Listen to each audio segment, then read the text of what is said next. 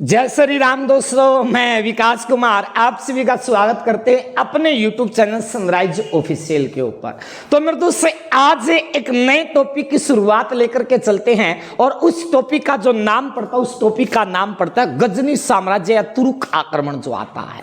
तो यहां से जो सबसे पहले क्वेश्चन की हम शुरुआत लेकर के चलते हैं, मैंने एक साम्राज्य लिख दिया, उस साम्राज्य का नाम पड़ता है गजनी साम्राज्य पड़ता है। तो यहां से भी मेरे दोस्त एग्जामों के अंदर मेरे दोस्त ऐसा कोई एग्जाम नहीं है जो यहां से मेरे दोस्त क्वेश्चन ना पूछा गया हो। तो देखना, शुरुआत करते हैं इस गजनी साम्राज्य की। तो सबसे पहला क्वेश्चन यहां से यह पूछा जाता है कि इस गजनी साम्राज्य का जो संस्थापक माना जाता है। तो अगर आपसे कोई भी व्यक्ति ये क्वेश्चन पूछ लेता है कि इस गजनी साम्राज्य का जो संस्थापक माना जाता है, उस संस्थापक का नाम क्या पड़ता है, तो गजनी साम्राज्य का जो संस्थापक था ना, उस संस्थापक का नाम पड़ता है मेरे दोस्त क्या, अल्पतगीन पड़ता है। तो यहां से इस व्यक्ति का नाम आपको याद रखना है कि गजनी साम्राज्य का जो संस्थापक जो था, उस संस्थापक का नाम मेरे दोस्त क्या पड़ा, उस संस्थापक का नाम पड़ता है अल्पतगीन पड़ता है।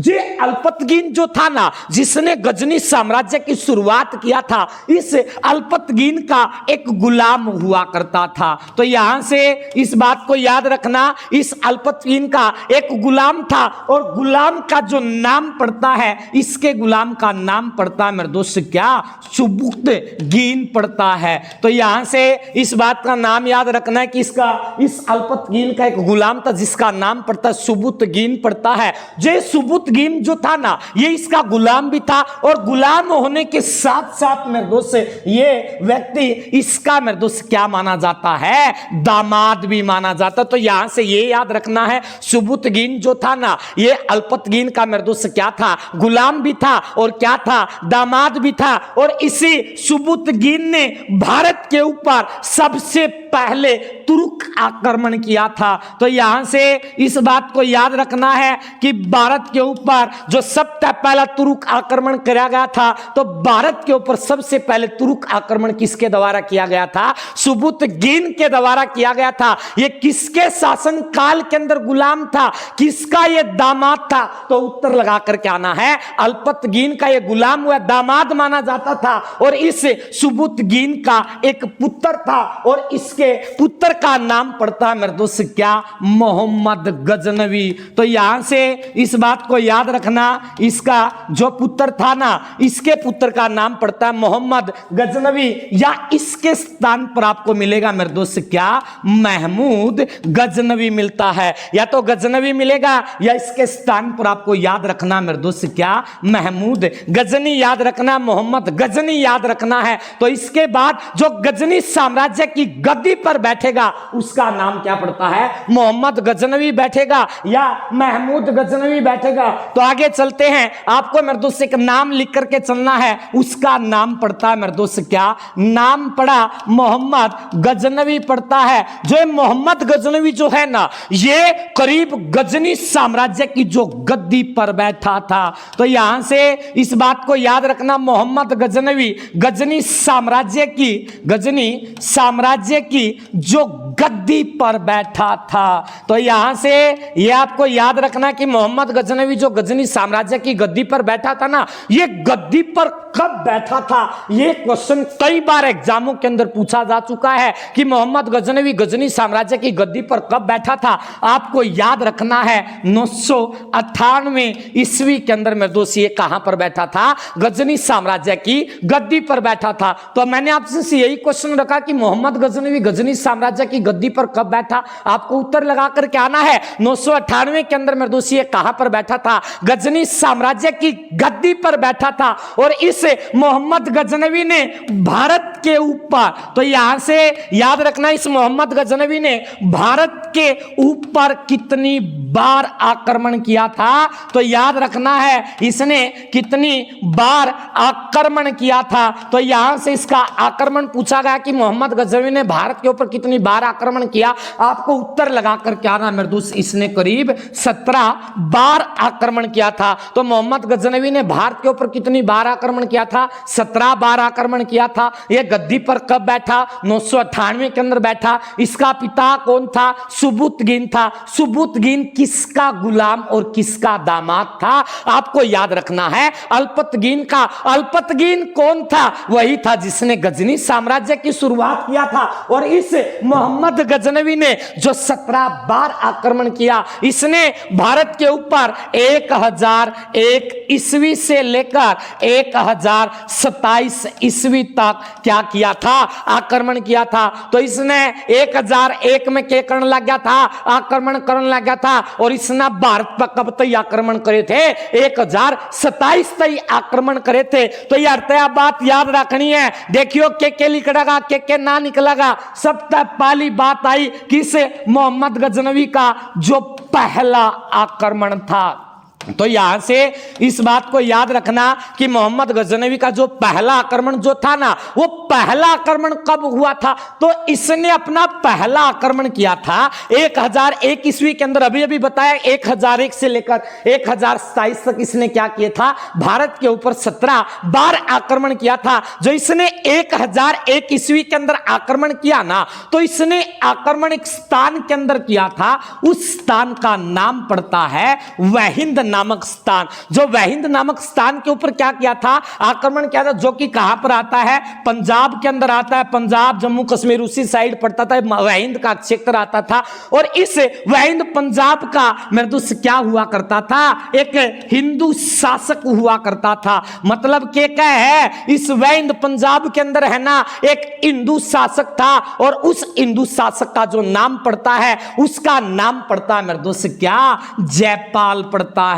तो याद रख लोगे। तो उसका हिंदू शासक का जो नाम था, उस हिंदू शासक का नाम क्या पड़ता है? जयपाल पड़ता है। और इस जयपाल को क्या किया था? पराजित किया था। वो पराजित किसने किया था? महमूद गजनवी ने किया था। कब किया था? 1001 के अंदर किया था। ये भी लुटेरे थे, लूट कर लेकर के जाते थे। किसी न किसी मूर्तियों को लूट लेते थे, मंदिरों को लूट लेते थे, साम्राज्य को लूट लेते थे। वो ये मोहम्मद गजनवी था। इसके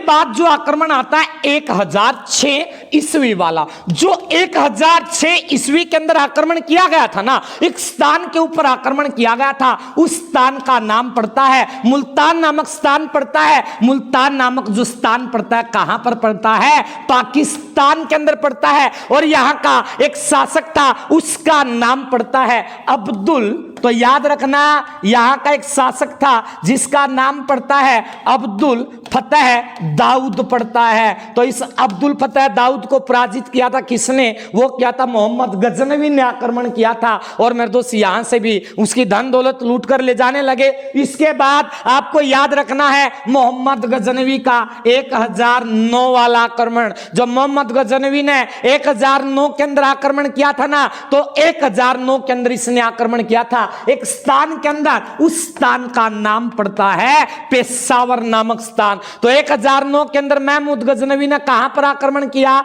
पेशावर नामक स्थान के अंदर आक्रमण किया। और पेशावर नामक स्थान कहां पर पड़ता है? आपको याद रखना है, यह पेशावर भी कहां पर पड़ा?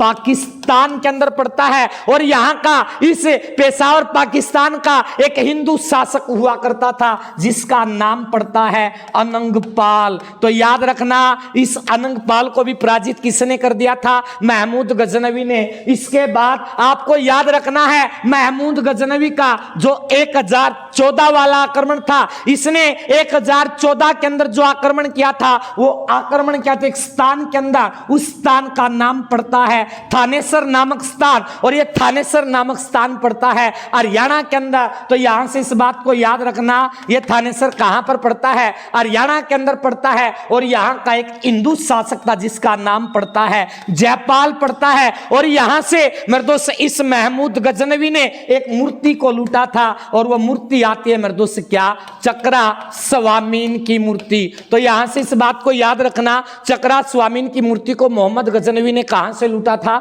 आप आपको याद रखना मेरे दोस्त कहां से, कुरुक्षेत्र के अंदर एक स्थान पड़ता है थानेसर, जहां से उस मूर्ति को लूट लिया था। इसके बाद आता है इस महमूद गजनवी का 1025 वाला आक्रमण। 1025 के अंदर जो मोहम्मद गजनवी ने आक्रमण किया था, इसने आक्रमण किया था एक स्थान के ऊपर, उस स्थान का नाम पड़ता है सोमनाथ का मंदिर। सोमनाथ के मंदिर पर आक्रमण किया था। लो भाई पूरा लिख दूंगा, सोमनाथ के मंदिर पर आक्रमण किया था। जो सोमनाथ का जो मंदिर है ना, ये मंदिर पड़ता है मेरे दोस्त कहां पर, गुजरात के अंदर पड़ता है। जो सोमनाथ के मंदिर पर 1025 के अंदर इस मोहम्मद गजनवी ने आक्रमण जो किया था ना, यहां से मेरे दोस्त कहते हैं यहां का जो शासक था, पहला शासक का नाम लिखना है। यहां का शासक था भीम प्रथम। अगर भीम प्रथम एग्जाम के अंदर ना मिले तो इसके स्थान पर आपको उत्तर लगा करके आना मेरे दोस्त, क्या मूलराज प्रथम लगा करके आना है।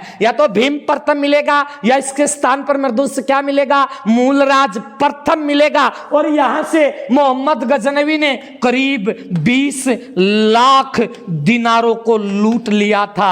तो याद रखना मोहम्मद गजनवी ने कहां से 20 लाख दिनारों को लूटा था, आपको याद रखना मेरे दोस्त कहां से लूटा था, सोमनाथ के मंदिर गुजरात के ऊपर आक्रमण किया, वहां से इसको लूट लिया था। इसके बाद आपको याद रखना है मोहम्मद गजनवी का 1026 वाला आक्रमण। जो मोहम्मद गजनवी जो था ना, जितनी उसने धन दौलत लूटी वो लूट कर वापिस जान लग रहा था, लेकिन क्या करया 1026 में जाटों ने, तो याद रखना है जाटों ने मोहम्मद गजनवी को गजनवी को लूट लिया था। तो जाटों ने किसको लूट लिया था, मोहम्मद गजनवी को लूट लिया था। क्यों लूटा था, क्योंकि वो हमारी संपत्ति को लूट कर लेकर के जा रहा था, हमने ही उनको क्या कर लिया, लूट लिया। इस बात को मोहम्मद गजनवी ने क्या किया था, अपने दिल पर लिया था। इसी कारण से मोहम्मद गजनवी का जो अंतिम आक्रमण था 1027 ईस्वी के अंदर इसने क्या लड़ा था, अपना अंतिम आक्रमण लड़ा था। और वो अपना अंतिम आक्रमण किन के खिलाफ लड़ा था, जाटों के खिलाफ लड़ा था। यह बात भी याद रखना, मोहम्मद गजनवी ने अपना अंतिम आक्रमण किन के खिलाफ लड़ा था, ये जाटों के खिलाफ लड़ा था। इसके बाद लेकर के चलना है इसे मोहम्मद गजनवी के जो दरबारी कवि आते हैं। मोहम्मद गजनवी जो था ना, इसके शासन काल में इसके मर्दोस क्या थे, दरबारी कवि थे। जो दरबारी कवि है ना, ये मोहम्मद गजनवी से इंपॉर्टेंट है। जो दरबारी कवि हैं ये मोहम्मद गजनवी से इंपॉर्टेंट है। लेकिन याद कैसे करें, आपका भाई होगा, आपका पिता होगा, उस पिता की जो बहन होगी उसका पति आपका क्या लगा, कमेंट में लिखना भाई। तो वो मैं आपको बताता हूं, उसका जो भाई लगता है क्या लगता है उसका भाई, बता सकते हो उसकी, जो आपका पिता है, पिता की जो बहन है उसका पति आपका क्या लगा, कोई ना बता सकता। अरे फूफा ही तो लगा।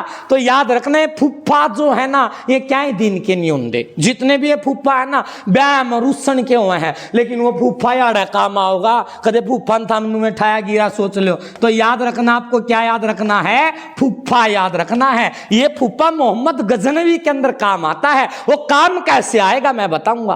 फैसे जो बनता है, फैसे बनता है फारूकी।